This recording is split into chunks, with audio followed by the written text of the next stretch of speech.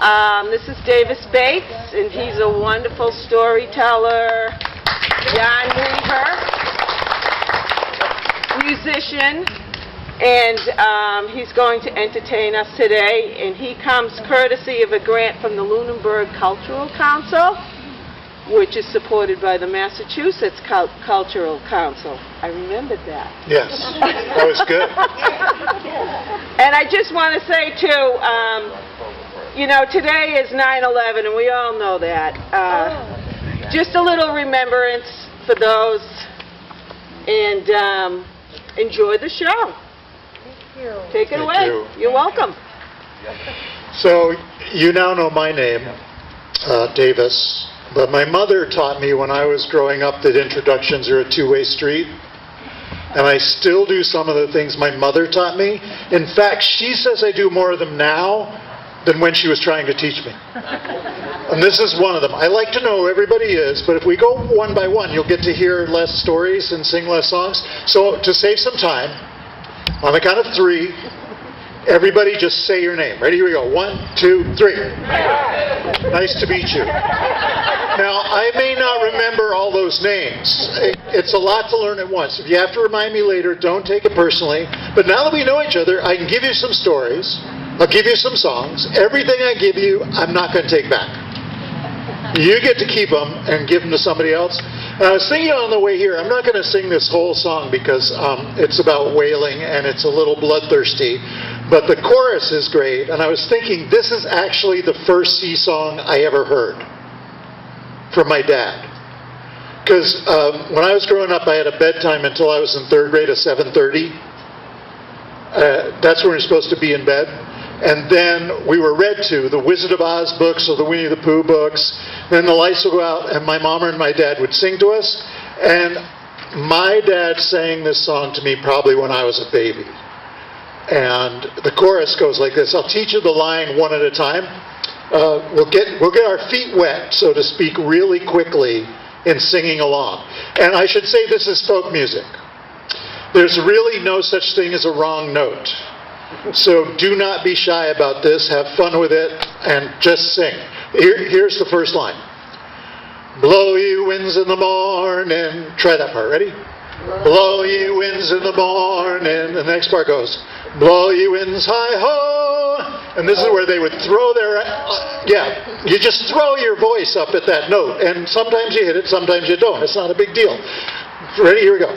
Blow ye winds hi-ho.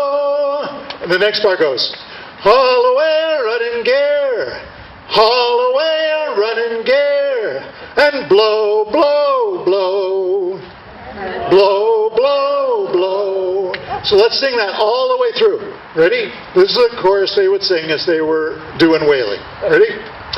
Blow ye winds in the morning, and blow ye winds hi-ho, hail away, run in gear, and blow, blow, blow. And I have that in my head, you know, sometimes when I'm going to bed at night. You'd think this is not a bedtime song. But when you're a kid, anything your dad or your mom is singing to you is a bedtime song. Because it's their voice. And it was. The first 15 minutes of going to sleep was rowdy songs. And then the songs would get slower and slower and slower. So after about a half hour, hopefully our eyelids were drooping. And there's another sea story I've got for you about when I was a kid growing up, you know. We lived mostly in Pittsfield, Massachusetts, and then in Sudbury, Massachusetts. But I had grandparents who lived near the ocean. One set of grandparents lived on Cape Cod, and one set of grandparents lived up in New Harbor, Maine. My grandmother, Allen, and my grandfather, Allen, they had bought an old converted boathouse on Barnstable Harbor in 1942. It had no running water, and it had an outhouse, and no insulation. But it was great in the summer, because you just go out and swim. And we'd come back. Finally, they put in running water, but it had no hot water. When I was a kid, you're supposed to come out of the salt water, right, and take a shower so you don't itch later. And even though there was no hot water in the system, we would race back to get a shower. Because my grandfather was really smart. before solar energy was a big thing, he piped the pipes coming up from the front of the cottage along the wall in the sun to the back of the cottage where the shower was. So all that water that was sitting in the pipe waiting for you to turn the shower on would be sitting in the sun, getting warm, so the first kid back would get a hot shower. And the second kid and all the other kids back, because we had sometimes 13, 14 kids smashed into this cottage, we would race back and we would stand around and go 1, 2, 3, 4, 5. And the rule was if you were the first kid back, at the count of 5, you got out. And the second kid got in. 1, 2, 3, 4, 5, out, in. 1, 2. By the time it got to the sixth kid, we stopped counting because the water was cold. And we knew we were almost grown up when my grandfather would say to us, right around the time we got to be 8 or 9 years old, he would say to us, I was the oldest, I was the first one to hear this. He said, it's time to let the younger kids have the hot shower. So I always had to pretend to run after that and let somebody younger than me get there. And when the youngest grandchild hit 8 or 9, he said to all of us, it's time to let your grandmother have the hot shower. And we would spend the whole summer down there. My dad would come down on weekends and his 1 week of vacation, later on 2 weeks. My grandfather at that point had 4 weeks of vacation, but sometimes it would just be my grandmother, my aunt, my mom, and about 8 kids. And then, at the end of the summer, we'd pack up the big old station wagon. You know those station wagons they don't make anymore? Because they just don't get good gas mileage. But they have almost like a room in the back where I would actually spend the whole ride. Oh, nice. That's cool.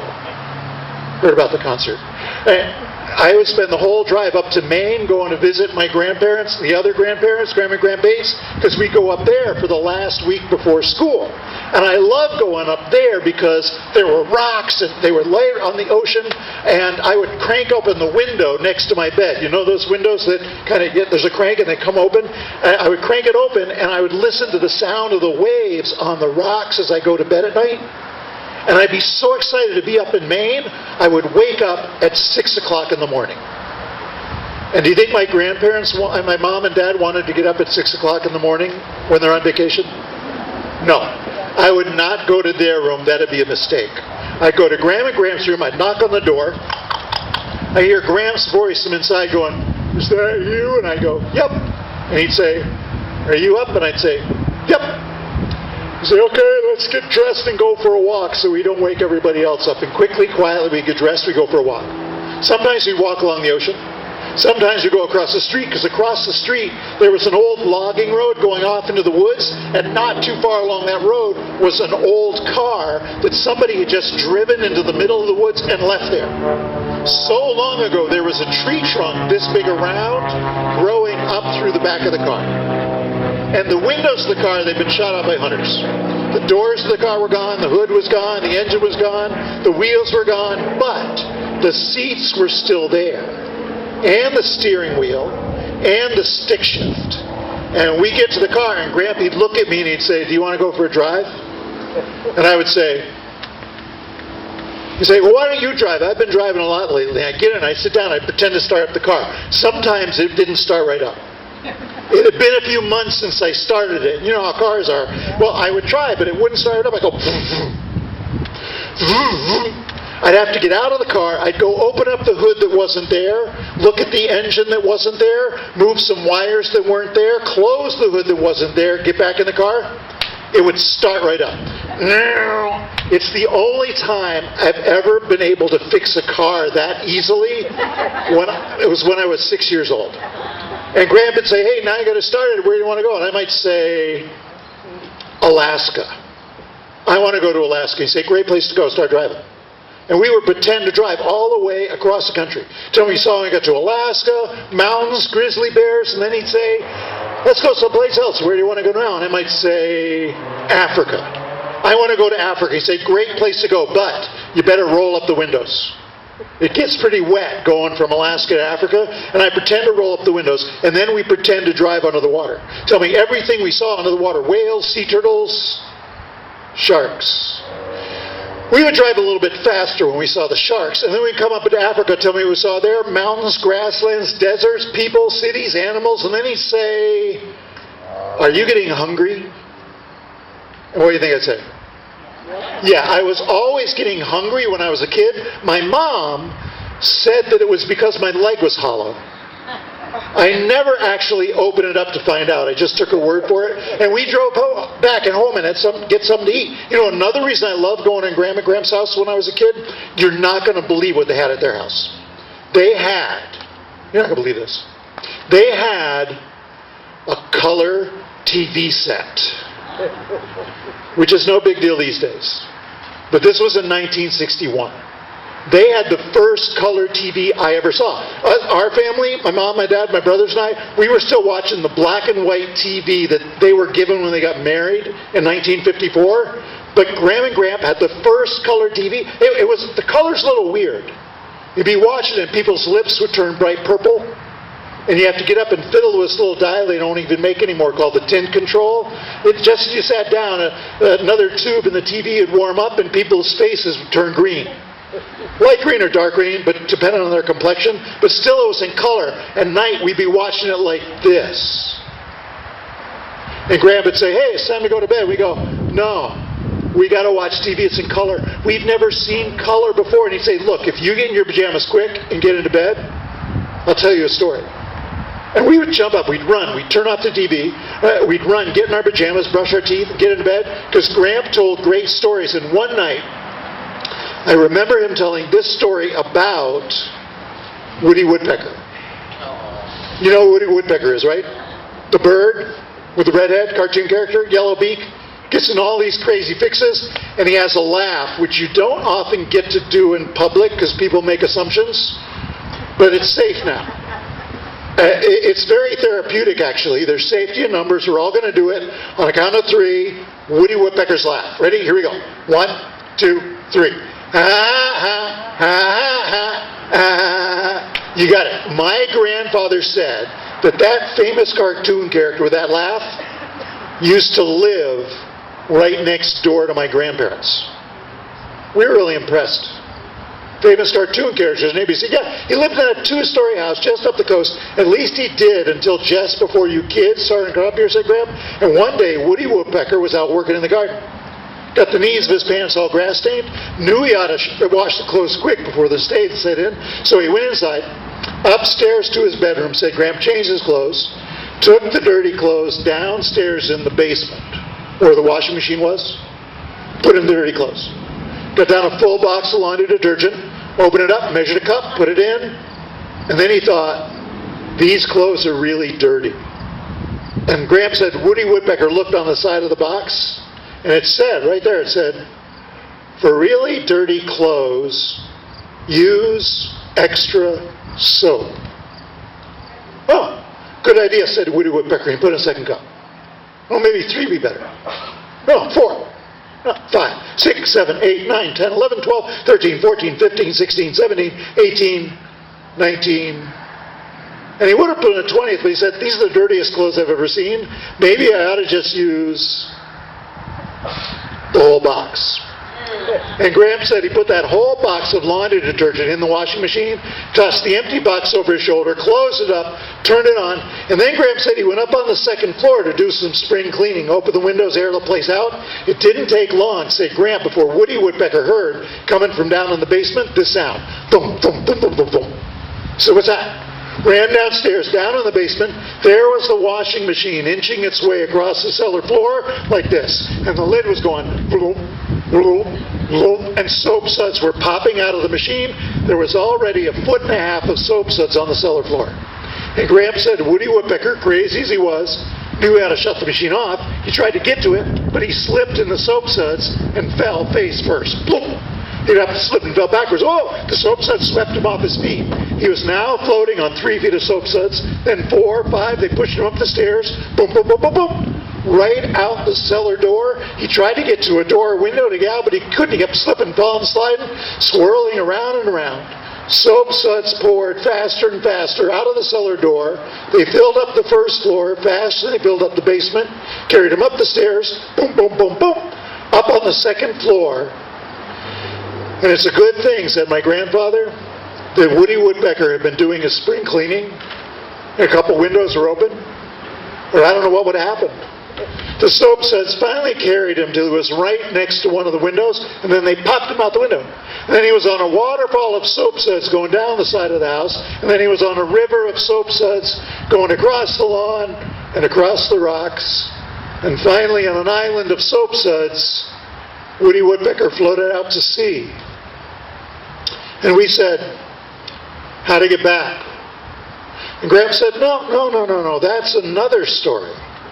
And I might tell you that story tomorrow night, but if you don't go to sleep tonight, tomorrow night won't come. So we told him to go to sleep, but first he said, "Gramp, is that story true?" And what do you think he said? Well, that night he wouldn't say yes, but he also wouldn't say no. All he said was, "Let's go to the beach tomorrow. We'll see if it's true enough. Go to sleep." We went to sleep, and the next day, my brothers and I, we were up way early, before 6 o'clock. We dragged Gramp out of bed. We wanted to see if it was true. He got dressed, we didn't. We stayed in our pajamas. We got in his big old station wagon, which was a Plymouth instead of a Chevy, and we drove down to Pemmican Point Beach. It's right near New Harbor. We got out. We're walking hand in hand up and down the beach the way you can with grandparents. The waves were coming up, hitting the beach, rolling up the sand, rolling back down into the ocean. And at the highest point, the waves came up. They left a thin line of foam. And my grandfather pointed at that foam. He said, "You see that? That is all because Woody Woodpecker put too much laundry detergent in his washing machine." And there was a pretty good wind up that day with waves out on the ocean with white caps on the top. And he said, "That's how those got there too, Woody Woodpecker." And later on in earth science class in 7th grade, I learned other reasons for the foam. But they didn't stick. Because Gramp got to me first. So his is the reason I could tell you. And I forgot all about that story until Gramp Bates passed away, going on 20 years ago now. Oh, even more. And I'm the oldest grandchild, so they asked me to say something in the funeral. And I was the kind of kid that was always doing his homework at the last minute. Like while eating breakfast before I went to school.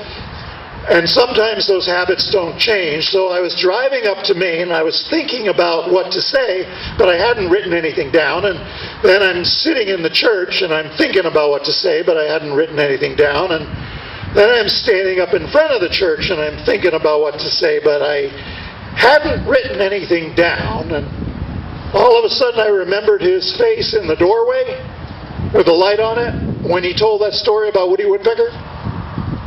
And that's what I told about. And I've been telling it ever since. And if you want to tell that story to somebody, Gramp and I, we won't mind. And that's the story. Thank you. And my dad actually worked on fishing boats up in Maine. Sometimes going out day trips, but then later on going out to the Georges Banks for up to 2 weeks at a time. He worked as a cook. And some of the songs he learned there, he sang when I was little. This song I learned later on board the Hudson River sloop Clearwater. It's not really an ocean-going vessel. It does sometimes go out. The deck is too shallow, and big waves will make a problem with it. But sometimes it goes out on Long Island Sound. The sloops on the Hudson River were designed to carry cargo up and down the river. So they have a really big, wide deck because they'd often load it with hay, and you'd actually take the sail and step it up. So the sail, the boom of the sail would be up about 10, 12 feet higher than normal, so it could be above whatever you'd stowed on board deck. And I learned this song there. And we had two versions of this song, the traditional one and the newer one. I'll teach you the traditional one first. It goes like this. I'll teach one line at a time again. We'll roll the old chariot along. Try that. We'll roll the old chariot along. And then you sing again a little lower. We'll roll the old chariot along. Try that. We'll roll the old chariot along. And then you go back up to the same line. We'll roll the old chariot along. Try that. We'll roll the old chariot along. And the last line is, and we'll all hang on behind. Try that. and we'll all hang on behind. Okay, so that's the part everybody would sing as they were raising the sail. And usually the shanty man, usually a man, but later on a woman, would sing a verse in between while people got their breath back and they worked. So I'll sing the verses because I know them. If you know them, you'll begin to catch on. Not much changes in each verse. You can sing the verses with me too. But let's try the chorus straight through, then I'll go on to the verses. We'll roll the old chariot along, we'll roll the old chariot along, we'll roll the old chariot along, and we'll all hang on behind. Well, a little bit of wind, it wouldn't do us any harm. A little bit of wind, it wouldn't do us any harm. A little bit of wind, it wouldn't do us any harm, and we'll all hang on behind. We'll roll the old chariot along, we'll roll the old chariot along, we'll roll the old chariot along, and we'll all hang on behind. And a little bit of sun, it wouldn't do us any harm. A little bit of sun, it wouldn't do us any harm. A little bit of sun, it wouldn't do us any harm, and we'll all hang on behind. We'll roll the old chariot along, we'll roll the old chariot along, we'll roll the old chariot along, and we'll all hang on behind. And a little bit of rum, it wouldn't do us any harm. A little bit of rum, it wouldn't do us any harm. A little bit of rum, it wouldn't do us any harm, and we'll all hang on behind. We'll roll the old chariot along, we'll roll the old chariot along, we'll roll the old chariot along, and we'll all hang on behind. Now that's the song that traditionally is sung. Thank you. I was often on board the Clearwater for what's called pumpkin sale, which would go from Albany down to New York City. And it was like a traveling festival. During the weekends, there'd be gatherings for everybody to come, and we'd sell pumpkins, and there'd be concerts and things set up for people to do. And during the weekday, school kids would come. And they go on board the ship and walk around, and we'd talk to them about the ship, and then also we'd sing with them, and we'd sell pumpkins. And we'd sell pumpkins for whatever the kid had in their pocket. You know, nowadays you see signs that this is a $5 pumpkin, this is a $10 pumpkin. The kid would come up and I'd say, hey, how much is that pumpkin? And we'd say, well, this is a $5 pumpkin, and the kid would take out 2 quarters. And said, but we're having a sale. And you'd give them the pumpkin. And we corralled the pumpkins on board the ship. Pumpkins are ornery critters, you know, because they're round. And a ship will sometimes tilt.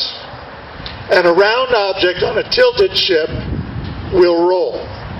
And then all of a sudden, the things you're not making any profit on at all will fall in the river and float away. So we'd build a corral for them on board the ship underneath the sail. And the farmer would deliver the pumpkins and often couldn't get the truck as close to the ship as we might like. Sometimes be 120 feet away. So then we'd make a pumpkin brigade where you'd pass pumpkins from one person to the other. And, you know, you'd have to time it just right, because you'd toss to this person and you'd turn to this person to catch the next pumpkin. And if you timed it just wrong, by the time you turned the pumpkin over, you'd be sailing at you, and it would drop on the ground and crack. You also lose the profit you weren't making. But we would take those cracked pumpkins and make things out of them on board. Pumpkin pie, pumpkin soup, pumpkin bread, pumpkin casserole. We ate a lot of pumpkins, actually, because we were always dropping them.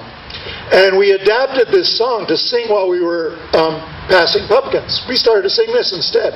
We sing, we'll roll the old pumpkin along, we'll roll the old pumpkin along, we'll roll the old pumpkin along, and we'll all hang on behind. And the verses got changed to, well, a little bit of pie, it wouldn't do us any harm. A little bit of pie, it wouldn't do us any harm.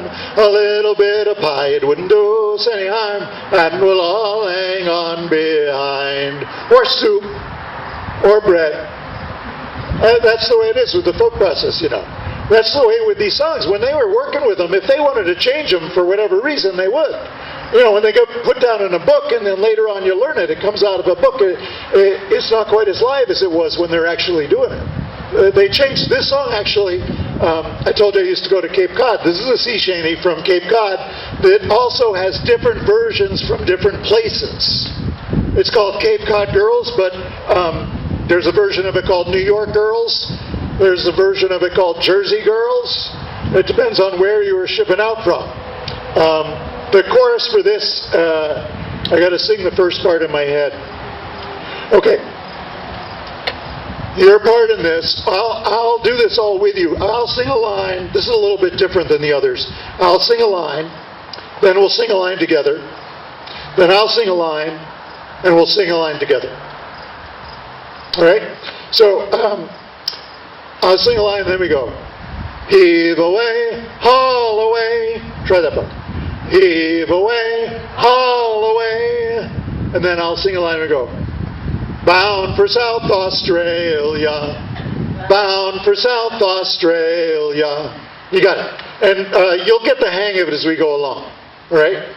I'm not going to sing all the verses because there's about 40 of them, but I'll sing enough to give you an idea of the song.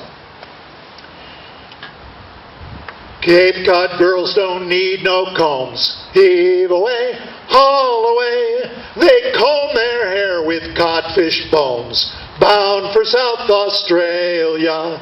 Cape Cod boys don't need no sleds. Heave away, haul away. 'Cause they slide down hills on codfish heads. Bound for South Australia. Heave away, me bully, bully boys. Heave away, haul away. Heave away, and don't you make a noise. We're bound for South Australia.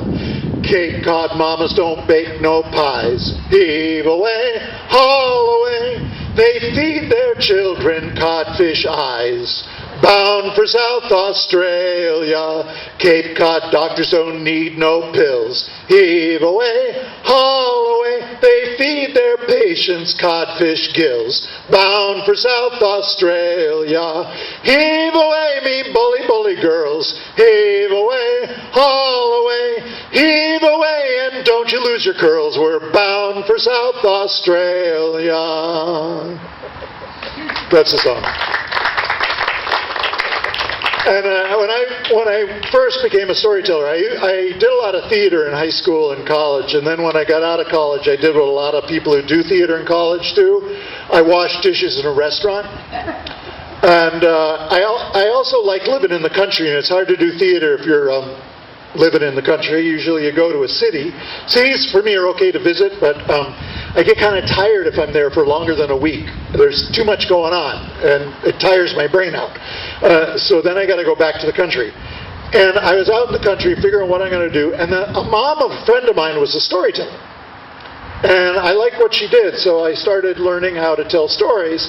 And I went down to the cave one fall to take a break, and I had a part-time job up in Lincoln making bike racks for the backs of cars. So I drive up and work 20 hours in 2 days and drive back and spend time going to the library and getting books out. And I found this book called The Narrow Land, which had a great short story about a character named Moshe. It's a traditional Native American story from down on the Cape. And this was so long ago that Moshe was actually the only person who lived on Cape Cod. If you've been down there recently, you know there's a few more people who live there now. But back then it was just Moshe. He was a giant, actually. He was very tall. He was so big that in the wintertime, to keep himself warm, he'd make a coat out of 100 bear skins. That's how big the coat had to be to make him warm. And he'd spend his time in the winter down around the Falmouth area where there were a lot of trees to keep the wind off him. And he'd sleep in his coat of bear skins. But then when it got warmer, he'd throw off his coat made of bear skins and just hang it on a tree and come back for it later when it got cold. And he'd just walk. It took him about half an hour, because he was so big, to walk up to the point of the Cape where Provincetown is now, and he'd spend the summer up there, because there the breezes blow across from one ocean to the bay and kept him cool. But sometimes the breezes didn't blow, and it'd be a really hot night, and he'd be lying in the sand, and he'd be restless, hardly sleeping, and he would roll in his sleep, and he would push the sand up on one side, and then he'd roll and he'd push the sand up on the other side. That's how the sand dunes came to be formed, Motion rolling back and forth. And that's why sometimes you go down there and the dunes are in a different place. That's because he's been sleeping there and he's moved them in his sleep. Well, one night he was really restless, hardly got any sleep at all. He woke up, he was tired and cranky and hot, and he decided to go for a swim, and he started to trudge off through the sand to go to the water, and he realized his moccasins had fallen off while he was sleeping. He was barefoot, and the sand was hot. It hurt his feet, so he went back to find his moccasins, and he dug around in the sand. He finally found one. He went to put it on, but it was full of sand. He couldn't get it on his foot. So he held on to the toe end of it, the open end sticking up, and he flicked it, and the sand flew out of his moccasin, out into the ocean, and landed and formed the island of Nantucket. And he put his moccasin on, looked for the other one, found it finally, flicked it with his other hand. That wasn't quite as strong, so that sand didn't go out quite as far, and it landed and formed the island of Martha's Vineyard. And some of the sand dribbled out and formed the Gosnold Islands, including Cuttyhunk, all those smaller islands coming back towards Bourne. And then he put on his moccasin and went off to go swimming. And that's the story about how Nantucket and Martha's Vineyard came to be. And that book, The Narrow Land, The Wonders of Interlibrary Loan, I don't know if the library has started curbside pickup yet. But if it has, and you want a great book, you can go on and order through Interlibrary Loan if they don't have it. The Narrow Land by Elizabeth Renard. There are all these stories that she collected about Cape Cod. And some older ones, some newer ones, some short, some long. And it's a great book. Now, there's another song I was going to sing. I like this song a lot. Because sometimes the sea shanties, this is another one of those songs where I'll sing a line and then you sing a line. This is used for hauling sails. This has Irish roots. Sometimes, you heard of the potato famine, right? In Ireland? Where they were growing all one type of potato, and then the blight came in, wiped out all the food supply. And some folks just had heard that the streets in this country were paved with gold, and they decided they'd come over. They didn't know there would be a lot of signs hung up saying no Irish need apply, but they came over, and if you sold your fiddle, you could get a ticket. But if you didn't have money for a ticket, sometimes you'd hire out as a sailor on board a ship, and then jump ship when you got into harbor. But some sailors decided they liked being on the ship so much they didn't jump off, they stayed on, and so you had all these work songs with Irish roots. This is one of them, Haul Away Joe. So I'll sing the line in my head so we can get the second line. The line we're going to sing together, after I sing the first line, goes like this. Way, haul away, we'll haul away Joe. Now, I'm not going to make you do any work, because I don't want to do any work either. But we are going to do the emphasis. What they would do is they'd haul on that one line. They didn't pull the whole thing. They didn't go, way, haul away, we'll haul away. They would actually wait, and they'd only pull on the word Joe. They had time. They didn't have to rush to get the sail up. They'd get it up steady and slow. So on that last word, Joe, we're going to give it a little oomph. Let's try that. Way, haul away, we'll haul away Joe. You got it. And the nice thing about this one is the fourth line that we'll all sing together is exactly the same. So you don't have to spend any time learning another line. It goes, way, haul away, we'll haul away Joe. Now you got it, okay? And I'll raise my hand when we all sing together. Here's the song. Once I lived in Ireland a-digging dirt and potatoes. Way haul away, we'll haul away, Joe. But now I'm on a Yankee ship a-hauling sheets and braces. Way haul away, we'll haul away, Joe. When I was a little lad or so, my mother told me, way haul away, we'll haul away, Joe. That if I did not kiss with joy, my lips would all grow moldy. Way haul away, we'll haul away, Joe.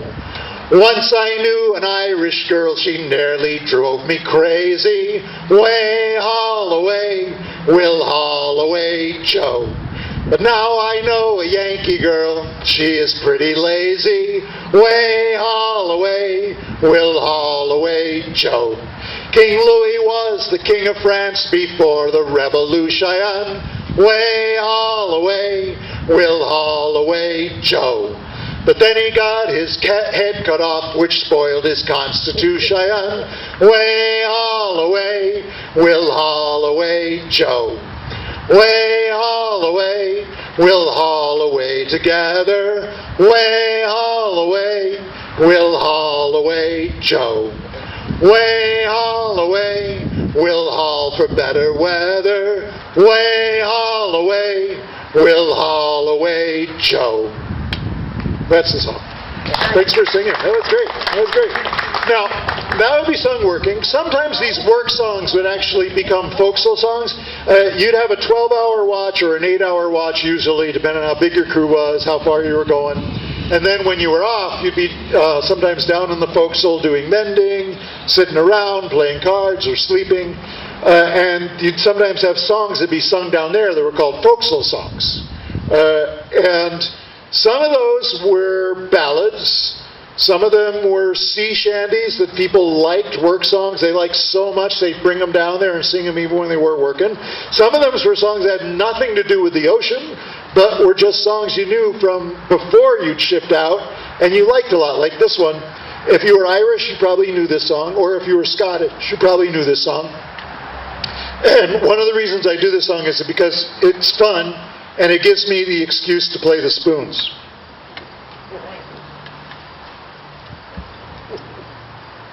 You have these at home? Okay.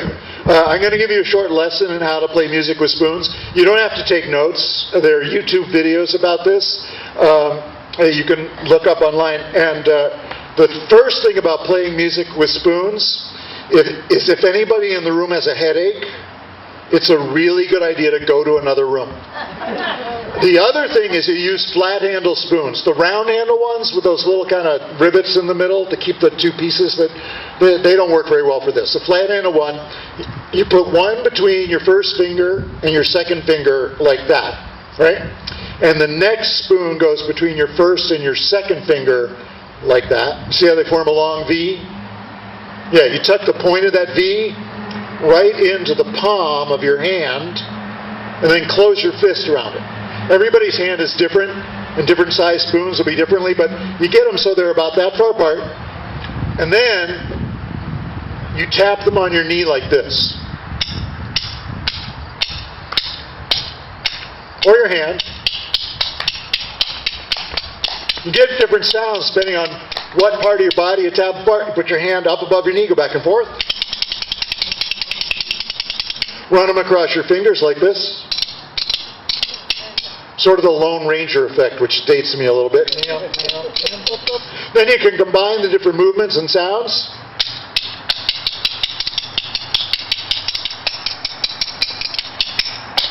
You can play music with spoons. And the cool thing about the different spoons, they have different sounds. These are really cool.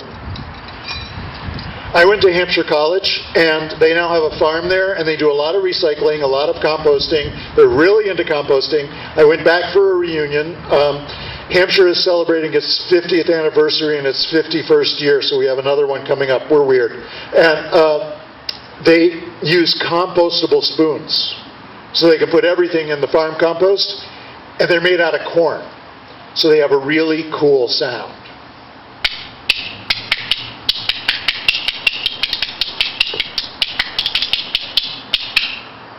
Just a pair of plastic spoons. They're not quite as loud. But these I'm going to use in this song. They're a little bit bigger. I'm going to move the microphone away because they're louder. I'm going to teach you this song. This is actually a little bit harder chorus than we've learned so far. So we're going to learn it in stages. This is a tongue twister song. And the way it becomes a tongue twister is by going fast. But I've learned, especially as I've gotten older, that it's better to go faster, slower. We're going to build up to it. I'm going to teach you the chorus. We're going to do it call and response. And then, as you know it, we'll stop doing call or response, do it straight through. The first part of the chorus goes like this. Mary Mac's mother making Mary Mac marry me. Try that part. Mary Mac's mother making Mary Mac marry me. The next part goes. My mother's making me Mary, Mary Mac. My mother's making me Mary, Mary Mac. And the next part goes.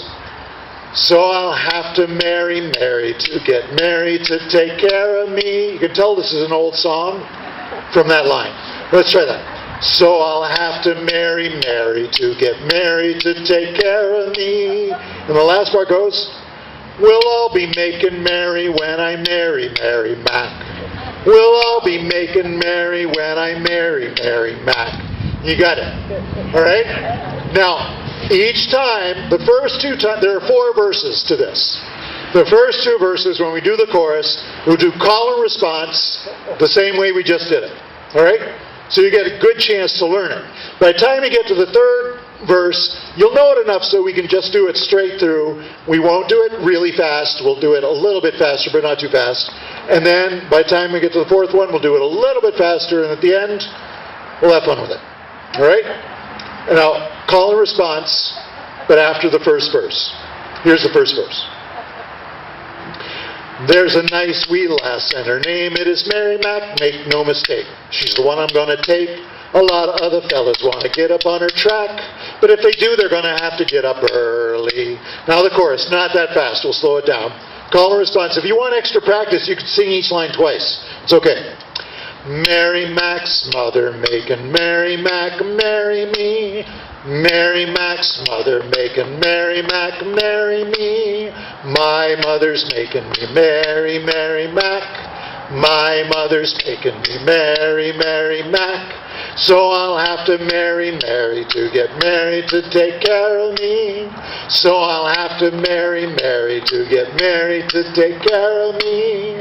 We'll all be making merry when I marry Mary Mac. We'll all be making merry when I marry Mary Mac. Good. Next time we'll go a little bit faster, but not very much. Okay? Here's the 2nd verse. Now, Mary and her mother go an awful lot together. In fact, you hardly ever see the one without the other. Folks often wonder whether it's Mary or her mother, or both of them together that I'm courting. Chorus, but not that fast. Mary Mac's mother making Mary Mac marry me again. Mary Mac's mother making Mary Mac marry me. My mother's making me Mary, Mary Mac. My mother's making me Mary, Mary Mac. I'll have to marry Mary to get Mary to take care of me. I'll have to marry Mary to get Mary to take care of me. We'll all be making merry when I marry Mary Mac. We'll all be making merry when I marry Mary Mac. Good, you're doing very well. Next time, we'll go about that speed, but straight through. You can do it. All right? 3rd verse, yes. The wedding is on Wednesday, and everything's arranged. Her name will soon be changed to mine, unless her mind be changed. Making the arrangements, I'm just about deranged. For marriage is an awful undertaking. Chorus, not that fast, but still straight through. Mary Mac's mother making Mary Mac marry me. My mother's making me Mary, Mary Mac. I'll have to marry Mary to get Mary to take care of me. We'll all be making merry when I marry Mary Mac. We'll all be making merry when I marry Mary Mac. Good. Now, last verse. And then we'll do a little bit faster. You can do it. It's sure to be a grand affair, and grander than a fair, there's gonna be a coach and pair. For every pair that's there, we'll dine upon the finest fare. I'm sure to get my share, and if I don't, then I am very much mistaken. A wee bit faster, straight through. Ready, here we go. Mary Mac's mother making Mary Mac, marry me. My mother's making me Mary, Mary Mac. I'll have to marry Mary to get married to take care of me. Well, I'll be making Mary when I marry Mary Mac. You're doing very well. I think you're ready to go up-tempo. Yes, you can do it. And again, this is folk music. There's a lot of different ways to do it. In fact, if your tongue is getting tangled around your teeth and you're starting to get discombobulated, as my dad used to say, you can go like this. Ma-ma, ma-ma, ma-ma, ma-ma, ma-ma, ma-ma, ma-ma, ma. You'll notice there's a lot of M's in the chorus. You'll be right a good percentage of the time. All right? So, chorus. Up-tempo. I'll give you a count of 4. Don't look back. We're going to do it. 1, 2, 3, 4. Mary Mac's mother making Mary Mac, marry me. My mother's making me Mary, Mary Mac. I'll have to marry Mary to get married to take care of me. We'll all be making Mary when I marry Mary Mac. Good job. Good job. That was great. Now, spoons were a really convenient instrument because there was always some in the galley. They could be stuck in your back pocket.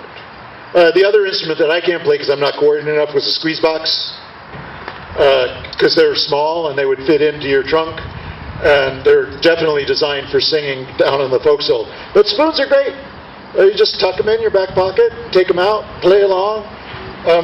I got one more story and one more song for you. I don't know if you ever, speaking of Celtic culture, I don't know if you ever saw a movie called The Secret of Roan Inish. It's about, I don't know, maybe 15, maybe even 20 years ago now. Basically, it's a Selkie story. There's all these folk stories about seals that change into people and then back again. In fact, there's another great book, if you can find it, called The People of the Sea. When I was a kid, my dad, he worked weekends going into Draper Labs at MIT in Cambridge. And even when I was in 3rd grade, he would bring me in, because I love books, and there was this place called the Brattle Bookstore in Boston. He would give me $10, and he said, this is to pay for lunch, and anything extra can go for books.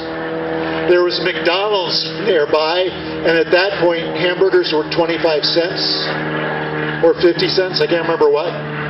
So I usually had like $9 to buy books. Because I'd get like a burger. He would be at Draper Labs for about 8 hours, and I'd be in the Brattle bookstore for 8 hours looking for books, and then he'd come pick me up. I've always been in love with bookstores, and one time, not too long ago, I was in a bookstore, and there was this book on the shelf, and the title on the side, I got very good at looking at titles, tilting your head to one side, and it said, The People of the Sea, and I said, that sounded interesting. So I took it out, I started leafing through it. It was written by a guy who worked for BBC Radio and Television who would take vacations and not go somewhere warm. He would go to the islands off the coast of Ireland and Scotland and collect seal stories. Stories about seals. And each chapter was a different place where he collected the story, who told it to him. And I've always been in love with seals since I was a kid because we used to go to an aquarium in Booth Bay Harbor where they had some seals swimming around. And when I visited my grandfather, he bought this lobster boat up in Maine. He didn't buy it to go lobstering. He was semi-retired. He was a salesman, and he just sold less and less things over a smaller and smaller area. So he never really stopped working. He just did it less often. And he bought a lobster boat because he wanted to sit out in the harbor and watch everybody else work. And also take us kids fishing and going out to the islands. And there was this place we go for a picnic called Seal Island. There was only an island at low tide. High tide, totally underwater. We'd go out there at low tide. We'd anchor. We'd have our sandwiches, our soda we'd gotten at the lobster place. And we'd sit there and watch the seals, and they would watch us. They'd actually swim over to the boat. And seals do that thing where they go vertical in the water. I guess they use their fins to keep themselves steady, and they stretch their necks up, and they look at you, and there's something in their eyes that sort of makes me understand where all these Selkie stories came by. Their eyes are almost human in a way as they look at you. Well, this story is one of my favorites. It's a really short one. There was a woman and a man and their young toddler son who lived right on the coast of Scotland. And the husband was a seal killer. He hunted seals. He didn't go out on the water and hunt seals. He'd hunt them along the shore with a knife. And he used the skin to make clothing, and they used the meat, and they used the bones to make tools, and they used the oil, the blubber, to make candles and things. They used as much of the seal as they could. That's why he hunted. Sometimes he'd sell extra, but mostly they used for their own. And he was off hunting one day, and his wife was working in the garden, spreading seaweed. The soil was so bad, they'd collect seaweed from down on the shore, and they'd bring it, and in the fall they'd spread it over the bed so it'd sit there all winter, and then they'd till it in the spring. And it was late in the season, so she was spreading seaweed, and she was out in the yard with her toddler who'd just begun to walk. And you know how toddlers are when they do that? They do take 2-3 steps, and they start to lose their balance, and they stop and get balance again, and they do 3 more steps, or sometimes fall on their butt and laugh and get back up again. And he was having fun, waddling around, toddling and falling, and she was laughing at him and spreading the seaweed, and she thought, I got to take that bread out of the oven. And she went inside, and it was safe because it was like a giant playpen. They had a fence that went all the way around the house with just 2 gates, one that went down to the shore and one that went off to the village. And the gates were closed, so he'd be safe. And she went in, she took the bread out, but then she remembered something else she was supposed to do, and she did that. By the time she got outside, she looked around for her son, and he was gone. And she looked, and the gate that led down to the ocean was open. And she ran to the gate, and she saw his footprints in the path. It was a little bit muddy. There were these 2 small footprints. He was barefoot, going towards the ocean. And then she went to the path that led down along the hill to the ocean. There were his footprints again. And she saw down on the beach his footprints in the sand. And she ran down to the beach and followed his footprints. And the footprints got closer and closer to the water. And then the waves were coming up, and they were washing away the footprints. And she looked out at the water, and she could not see her son anywhere.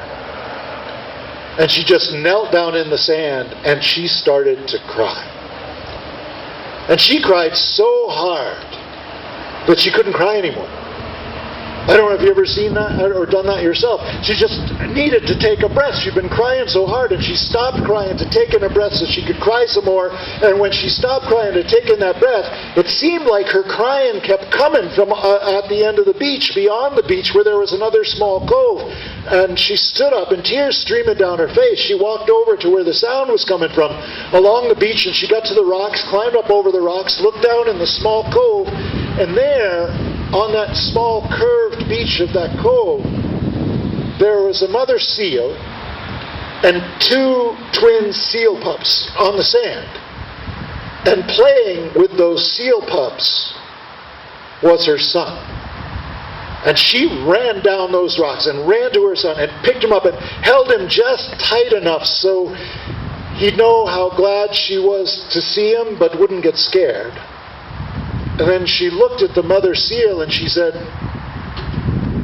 "Thank you." And the mother seal just looked at her, cocked her head to one side, and just sort of nodded and gave one of those barks that seals do sometimes, and slipped off into the water. And the 2 twin pups followed her, and the mother watched them swim out to sea, and then she took her son back and brought him inside and got dinner ready. And then that night, eating dinner, her husband, when he was hunting, he'd use the seal knife to hunt, but he didn't catch anything. He'd use it at dinner time. If he'd caught something, he wouldn't. He'd leave it to wash later. But it was clean. He hadn't gotten anything. It was sitting next to his plate. And while they were eating, his wife told him what had happened that day. And she got to the end of the story, and he looked at the knife sitting next to his plate. And he picked it up. And he went over to a drawer, and he opened the drawer, and he put the knife in, and he closed it. And he never hunted seals again.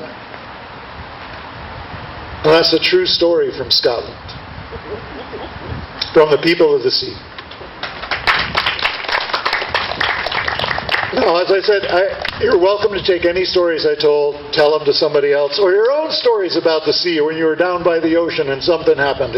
You know, the fun thing about stories is you tell one, and often it'll trigger a story from somebody else. Like your memory sparks somebody else's memory. And you never know what stories are going to go back and forth. This song reminds me on being on a boat. A friend of mine was a captain on a boat going out of Woods Hole, Sea Education Association. They take folks out on sailboats doing science semesters, and they needed to have some work done on the boat up in Gloucester, and so she said, "You want to come up?" And I met her in Woods Hole, and we sailed all the way up to Gloucester, and I had my dog with me, and I sang this song as we were going up, and I've always remembered that trip. But this song is one of those songs that people like so much, they sang it working, but they also sang it in the forecastle. I found this song in a book, and it had 126 verses. I am not going to sing all 126. I couldn't learn all 126, but I'll sing some of my favorites. Originally, it was what's called a short haul shanty for hauling up the anchor, the capstan shanty. In the bow of the boat, they have a piece of wood coming up that goes down through a post, through the decks, to the hold where the anchor comes through and wraps around the post. And the capstan has holes in the top that you put a spar through, so you push on the spar and go around, and you'll draw up the anchor going one way. Or you can let it out, go on the other way. So this was designed to be longer if the anchor was out really far, or if you're in the harbor and it's not very far, it could be a short haul shanty or a long haul shanty. We're going to do a short haul shanty. The chorus, again, this one is not call and response, it's 4 lines. And I'll teach you again in stages. It goes like this. Rolling home, rolling home. Try that part. Rolling home, rolling home. The next part goes. Rolling home across the sea. Rolling home across the sea. Rolling home to old New England. Rolling home to old New England. Last part. Rolling home, dear land today. Rolling home, dear land today. That's the whole thing. We'll string it all together, and then I'll sing the verses. We'll go back and forth. Rolling home, rolling home. Rolling home across the sea. Rolling home to old New England. Rolling home, dear land today. Call all hands to man the capstan, see the cable running clear. Heave away, and with a will, for New England we will steer. We're rolling home, rolling home, rolling home across the sea. Rolling home to old New England. Rolling home, dear land today. Fare ye well, you Spanish maidens, it is time to say adieu. Happy times we spent together, happy times we spent with you. But we're rolling home, rolling home, rolling home across the sea. Rolling home to old New England. Rolling home, dear land today. Up aloft, amid the rigging, blows a wild and rushing gale, like a monsoon in the springtime, filling out each well-known sail. We're rolling home, rolling home, rolling home across the sea. Rolling home to old New England. Rolling home, dear land today. And each wave we leave behind us seems to murmur as we go. There's a hearty welcome waiting in the land to which you go. Last time. We're rolling home, rolling home, rolling home across the sea. Rolling home to old New England. rolling home, dear land today. Thanks for singing. Thanks a lot. Thank you. And I want to thank the Senior Center for having me back again, to the Cultural Council for funding this. Thanks for taking all the time and energy to make this happen, and everything you're doing, really. And have a great fall. Take care of each other and be safe. Thanks.